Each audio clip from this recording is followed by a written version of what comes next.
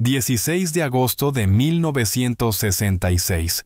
Un caza MiG-21 iraquí atraviesa a velocidad vertiginosa el cielo de Jordania, superando los 1000 kilómetros por hora. Su piloto, el capitán Karim Asawi, tiene órdenes absolutamente claras y directas: realizar una misión de rutina estándar y regresar sin problemas a la base. Pero algo absolutamente extraordinario está a punto de suceder en los próximos minutos. En menos de una hora escasa, este avión dejará de pertenecer a Irak y se convertirá en el mayor trofeo de inteligencia de toda la Guerra Fría.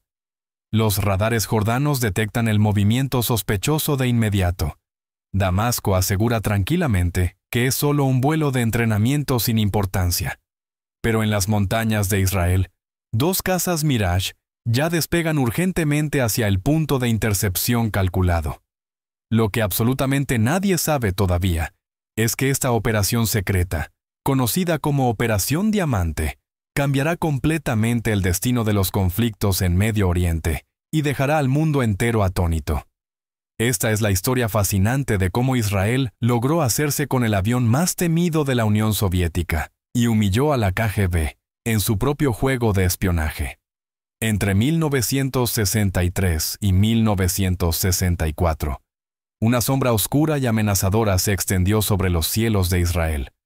No era una amenaza imaginaria o exagerada, sino tecnología militar soviética de última generación absolutamente real: el MiG-21 Fishbed. Este caza interceptor revolucionó completamente la aviación militar, con capacidades que superaban todo lo conocido hasta entonces en el mundo. Podía alcanzar velocidades de Mach 2.0, más de 2000 kilómetros por hora, y operar a altitudes de hasta 18.000 metros. Su radar RP-21 Sapphire permitía rastrear objetivos a 30 kilómetros de distancia, y sus misiles aire-aire R-3S tenían capacidad para destruir cualquier aeronave enemiga antes de que pudiera reaccionar siquiera. Era el arma definitiva de la Guerra Fría en el aire. La Unión Soviética, en su estrategia calculada de expandir su influencia en Medio Oriente, comenzó a distribuir estos cazas entre sus aliados árabes de confianza. Egipto recibió los primeros escuadrones en 1962. Siria e Irak siguieron poco después.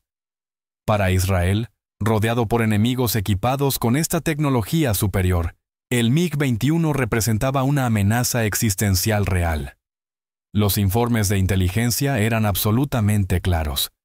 En un enfrentamiento aéreo directo, los Mirage franceses y los cazas israelíes tendrían serias dificultades para competir contra estos aviones soviéticos. En 1963, David Ben-Zvi asumió el control del Mossad, la agencia de inteligencia israelí. Ben-Zvi era un general de carrera conocido por su pensamiento estratégico audaz y su capacidad para ejecutar operaciones de alto riesgo. Su primera orden fue tajante y clara: necesitamos un MiG-21. No bastaba con estudiar fotografías o leer informes técnicos filtrados.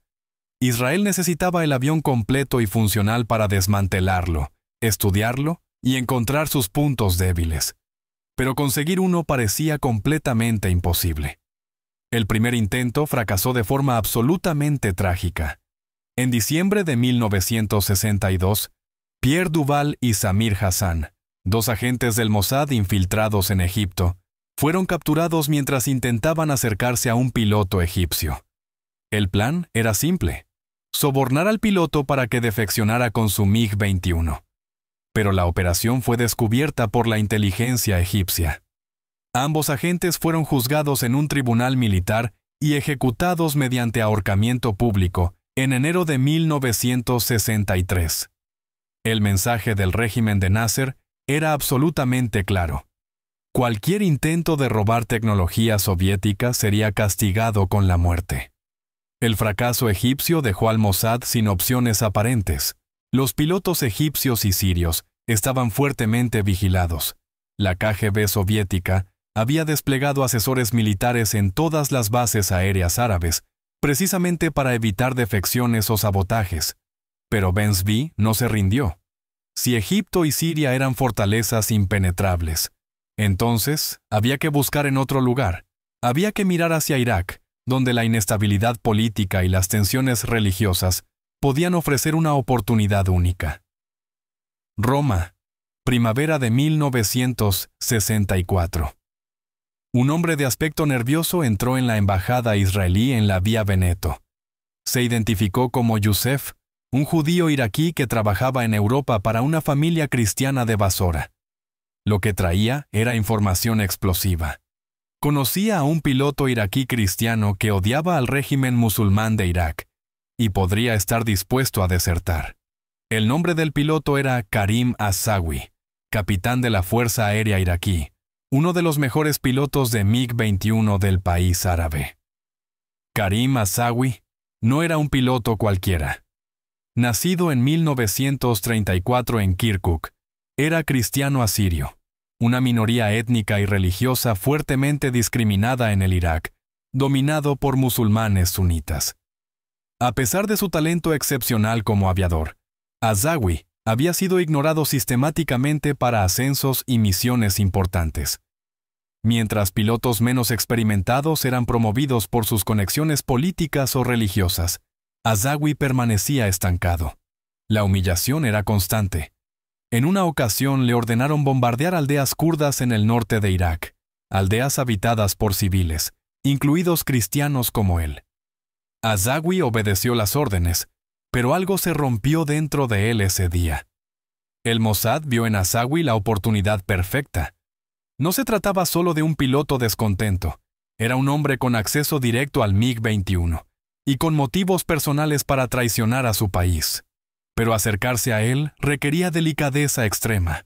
Un movimiento en falso y Asawi podría denunciar el intento a sus superiores. El Mossad envió a una de sus mejores agentes, conocida solo como Rachel, para establecer contacto. Rachel era una mujer joven, atractiva y políglota, entrenada en técnicas de seducción y manipulación psicológica. Su misión era simple, pero peligrosa: enamorar a Asawi, ganarse su confianza y convencerlo de desertar. Los primeros encuentros ocurrieron en Basora, en lugares públicos donde una conversación casual no levantara sospechas. Rachel se presentó como una turista europea fascinada por la cultura iraquí. Las conversaciones derivaron naturalmente en temas personales. Asawi le habló de su frustración, de la discriminación que sufría, de su deseo de escapar. En 1965, Rachel convenció a Asawi de viajar a Europa bajo pretexto de unas vacaciones. El destino era Roma, pero el verdadero objetivo era Viena, donde agentes del Mossad esperaban para negociar. Durante 3 días intensos, Asawi se reunió con oficiales israelíes en un apartamento seguro. Le mostraron fotografías satelitales de bases aéreas israelíes. Le explicaron cómo sería su nueva vida. Le ofrecieron $1 millón, ciudadanía israelí, una nueva identidad completa y la evacuación completa de su familia. Asawi aceptó. Pero había un problema enorme. Su esposa Laila y sus hijos estaban en Basora, vigilados por la inteligencia iraquí. Si Asawi desaparecía sin ellos, serían ejecutados. Si todavía estás viendo, eres parte de la historia misma. Suscríbete a Archivos de la Segunda Guerra Mundial para más secretos militares que cambiaron el mundo. La evacuación de la familia Asawi fue una operación dentro de otra operación. El Mossad diseñó un plan en 2 fases. Primero, Laila Asawi y los niños saldrían de Irak hacia Europa bajo el pretexto de unas vacaciones familiares. Los documentos fueron falsificados por expertos del Mossad, incluyendo visados italianos y reservas de hotel en Roma.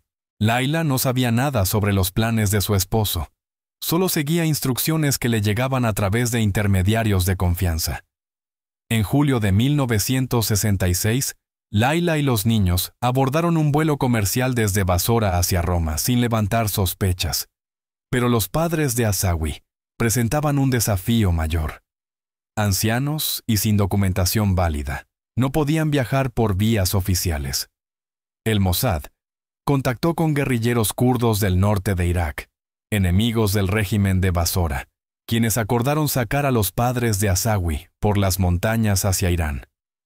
La operación tomó 3 semanas peligrosas, atravesando terreno hostil y evitando patrullas militares iraquíes.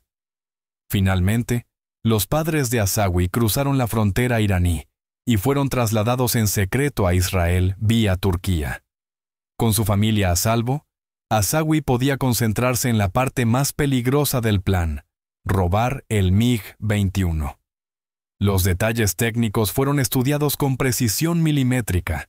El MiG-21 tenía un alcance operativo de aproximadamente 1000 kilómetros con tanques internos de combustible.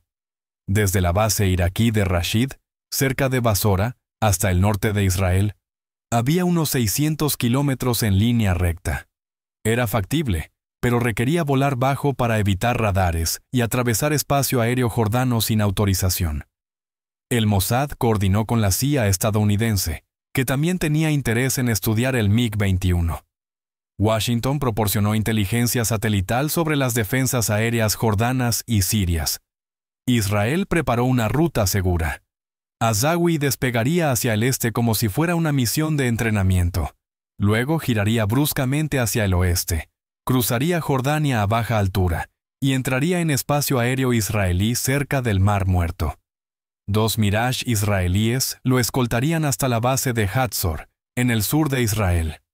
Asawi visitó Israel en secreto 2 veces durante 1966 para familiarizarse con el terreno y los procedimientos.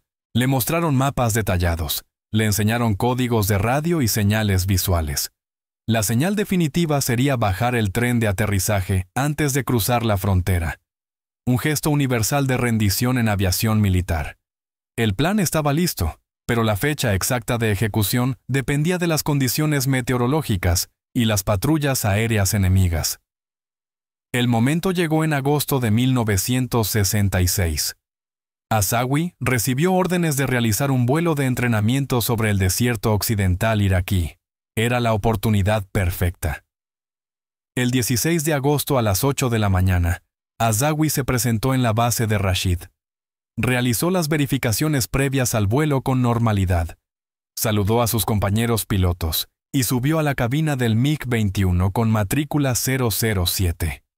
Los motores rugieron. Las turbinas alcanzaron temperatura operativa.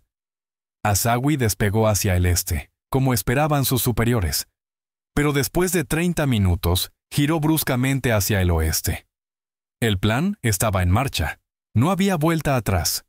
8:30 de la mañana, hora de Basora. El MiG-21 con matrícula 007 volaba a 500 metros de altura sobre el desierto iraquí. Dentro de la cabina, Karim Asawi respiraba con dificultad. Sabía que en cualquier momento el control aéreo iraquí notaría su cambio de rumbo. Sabía que cazas sirios o jordanos podrían interceptarlo. Sabía que si algo salía mal sería derribado o capturado y ejecutado públicamente. Pero también sabía que no había marcha atrás. A las 9:10, el radar jordano de Mafraq detectó un contacto no identificado cruzando su espacio aéreo a velocidad subsónica. Los operadores jordanos alertaron inmediatamente a Damasco. La respuesta de Siria fue tranquilizadora. Es uno de nuestros aviones en misión de entrenamiento. No se preocupen. Los sirios asumieron que era un MiG-21 sirio realizando maniobras cerca de la frontera. Nadie imaginaba que era un piloto iraquí desertando hacia Israel. Esta confusión le dio a Asawi los minutos cruciales que necesitaba. Mientras tanto, en la base aérea de Hatzor, 2 pilotos israelíes de Mirage esperaban en alerta máxima. Sus órdenes eran claras: interceptar el MiG-21 iraquí y escoltarlo hasta tierra sin abrirle fuego. Si Asawi mostraba hostilidad o intentaba atacar, debían derribarlo. Pero si mostraba la señal acordada, el tren de aterrizaje desplegado, debían protegerlo de cualquier perseguidor enemigo. A las 9:20, Asawi cruzó la frontera israelí. Sus manos temblaban mientras reducía la velocidad y descendía a 300 metros de altura. Los 2 Mirage aparecieron a ambos lados de su cabina, tan cerca que podía ver los cascos de los pilotos israelíes. Asawi activó el sistema hidráulico y bajó el tren de aterrizaje. Las ruedas se desplegaron con un ruido metálico. Era la señal. Los pilotos israelíes entendieron inmediatamente. No era una amenaza, era el desertor esperado. El vuelo hacia Hatzor duró solo 10 minutos más. Asawi siguió las instrucciones de radio en hebreo que apenas entendía, guiándose por las maniobras de los Mirage. A las 9:35, el MiG-21 tocó tierra en suelo israelí. Las turbinas se apagaron lentamente. Asawi permaneció inmóvil en la cabina durante casi un minuto, incapaz de creer que había sobrevivido. Cuando finalmente abrió la cubierta y descendió, fue recibido por oficiales del Mossad y técnicos de la Fuerza Aérea Israelí. Uno de ellos le entregó una botella de agua fría y le dijo en inglés: «Bienvenido a Israel, has hecho historia». El MiG-21 fue inmediatamente trasladado a un hangar subterráneo. Un equipo de ingenieros comenzó a desmantelarlo pieza por pieza. Fotografiaron cada componente, analizaron el sistema de combustible, estudiaron el radar y los sistemas de armas. Descubrieron debilidades críticas. El MiG-21 tenía un ángulo muerto en su radar trasero. Sus maniobras a alta velocidad consumían combustible rápidamente, y su tasa de viraje era inferior a la del Mirage en combates cerrados.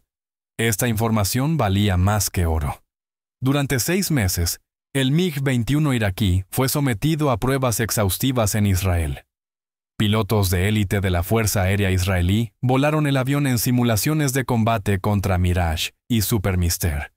Descubrieron que aunque el MiG-21 era superior en velocidad máxima y techo operativo, tenía limitaciones graves en combate maniobrado.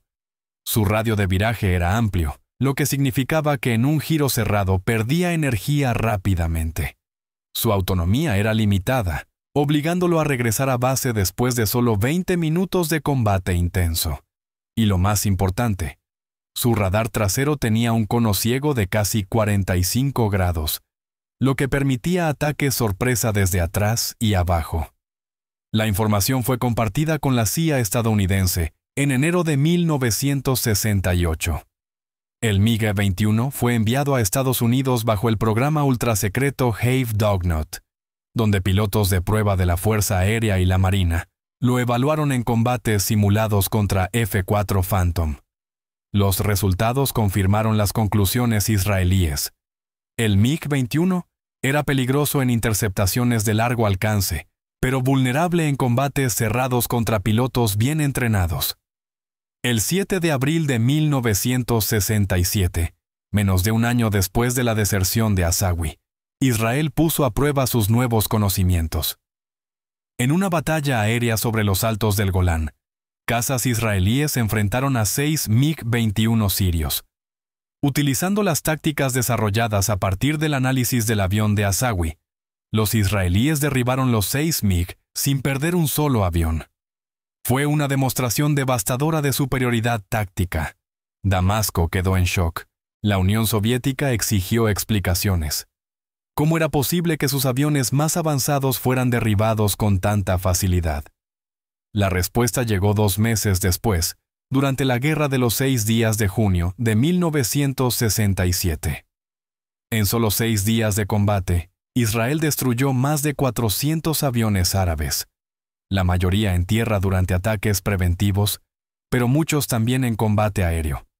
Los MiG-21 egipcios, sirios y jordanos cayeron uno tras otro ante los Mirage israelíes. La superioridad aérea fue absoluta, y todo comenzó con un piloto cristiano iraquí discriminado, un avión robado y una operación de inteligencia perfectamente ejecutada. Karim Asawi nunca regresó a Irak. Vivió en Israel durante algunos años bajo una identidad falsa, protegido por el Mossad. En la década de 1970 se mudó a Estados Unidos, donde vivió tranquilamente hasta su muerte en 1998. Nunca habló públicamente sobre su deserción. El intermediario Abraham permaneció en Irak y nunca fue descubierto. El MiG-21 con matrícula 007 está actualmente en exhibición en el Museo de la Fuerza Aérea Israelí en Hatzerim, como recordatorio permanente de una de las operaciones de inteligencia más audaces de la historia moderna. La Operación Diamante no solo entregó a Israel un avión, entregó conocimiento, ventaja táctica y confianza. Demostró que incluso las superpotencias podían ser vencidas con inteligencia, paciencia y valentía individual. La KGB soviética nunca perdonó la humillación, pero para Israel, el MiG-21 de Karim Asawi se convirtió en el símbolo de que lo imposible era solo cuestión de encontrar a la persona correcta en el momento correcto. ¿Conocías esta historia? ¿Qué otra operación de inteligencia de la Guerra Fría te gustaría que investiguemos? Déjanos tu opinión en los comentarios y suscríbete a Archivos de la Segunda Guerra Mundial, porque tenemos muchos más secretos militares que revelarte. El próximo documental te dejará sin palabras.